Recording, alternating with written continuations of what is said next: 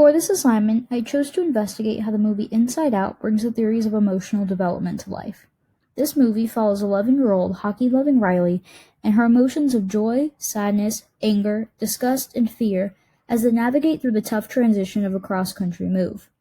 Throughout the movie, Riley struggles to cope with the sudden changes in her life, and her emotions struggle with finding the best ways to deal with conflict. Overall, the movie provides valuable insight into the complexities of human emotion and allows its viewers to dive deeper into the human mind. Before I continue with the presentation, here's a brief synopsis of the movie.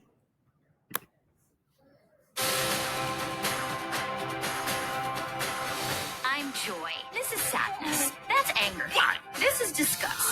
And that's fear. We're Riley's emotions. These are Riley's memories.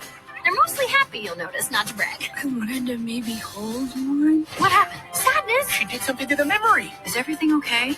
I don't know. Take it back, Joy. I'm trying. Joy, no, Let wait. go. The core memories. No. Can I say that curse word now? What do we do now? Nothing's working. Why isn't it working? Oh, we have a major problem. Oh, I wish Joy was here. We can fix this. We just have to get back to headquarters. That's long-term memory. You could get lost in there. Think positive. Okay. I'm positive you will get lost in there. Who was that? Was it a bear? There are no bears in San Francisco. I saw a really hairy guy. He looked like a bear. This place is huge. Imagination Land? No way. Dream Productions? Rainbow Unicorn. She's right there. I loved you in Fairy Dream Adventure Part 7. Okay, bye. I love you. You can't focus on what's going wrong. There's always a way to turn things around.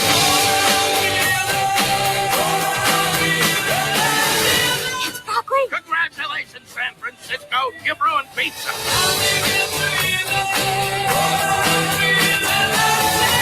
Who's the birthday girl? Brain freeze! Hang on.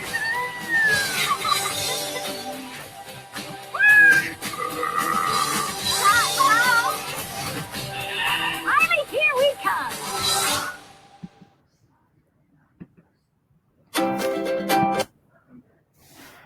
At the neurological level, two main parts of the brain are activated by emotions. The amygdala is the center for the experience of emotions and serves as a link between stimuli and memory of those stimuli. In the movie, this is depicted by the headquarters in Riley's mind. It is here that the 5 emotions see various stimuli through Riley's eyes and decide which emotion is best fit to handle it. After exposure to the initial stimulus, different colored orbs based on the emotions enter headquarters. These are Riley's memories. While Riley sleeps at night, the memories are transported to long-term memory, which is a vast area containing all of her memories. This is comparable to the hippocampus within the brain because it serves the important role of converting short-term memories to long-term. Another important area of the brain to mention is the frontal lobe, where certain aspects of one's personality exist. In the movie, personality is represented by 5 different amusement park-like islands that are located just outside of the headquarters. These 5 islands are Goofball Island, Family Island, Friendship Island, Hockey Island, and Honesty Island, and make up the basis of Riley's personality. The movie largely focuses on Riley's life from 11 to 12 years old, so my focus is on emotional development in middle childhood and adolescence. The period of middle childhood is marked by greater control over emotions and the ability to cope with them.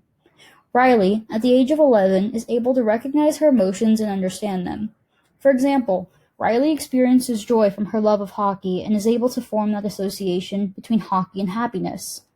Another marker of emotional development in middle childhood is the ability to hide emotions from others.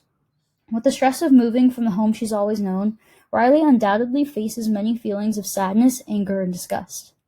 In the movie, Riley often brushes off her parents by claiming that she is fine, when really she is struggling. This shows her capability to disguise what she is really feeling. At the age of 11, Riley is at the end stages of middle childhood and at the early stages of adolescence. Adolescence is said to be the most emotionally volatile period within the lifespan, and people often experience many highs and lows.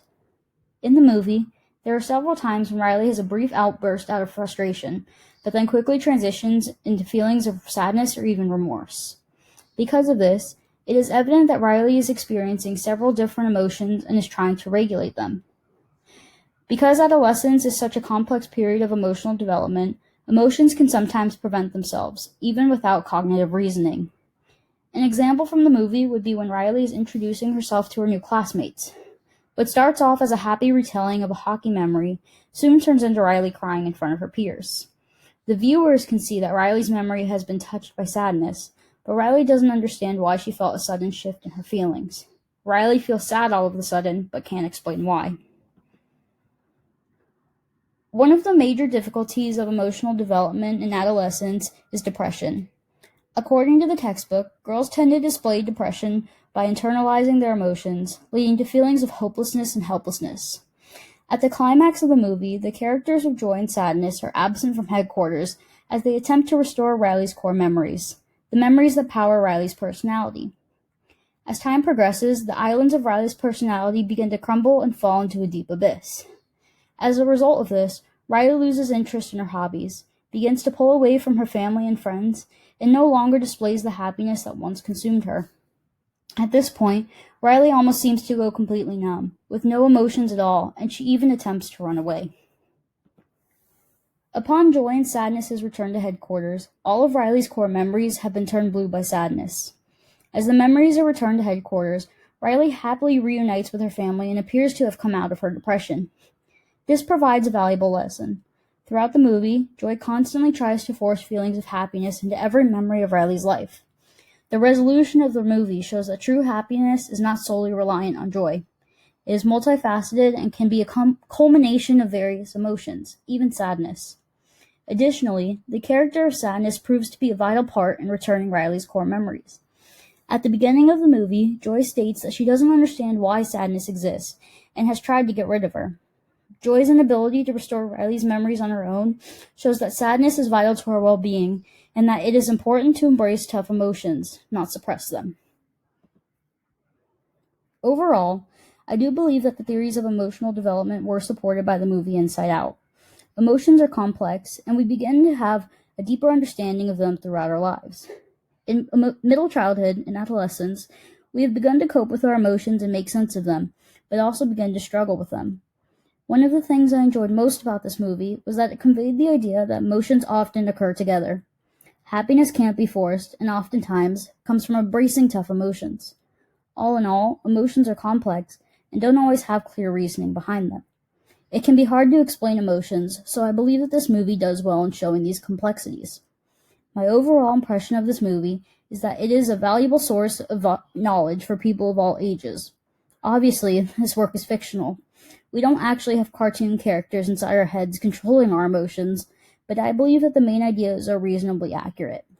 Thank you.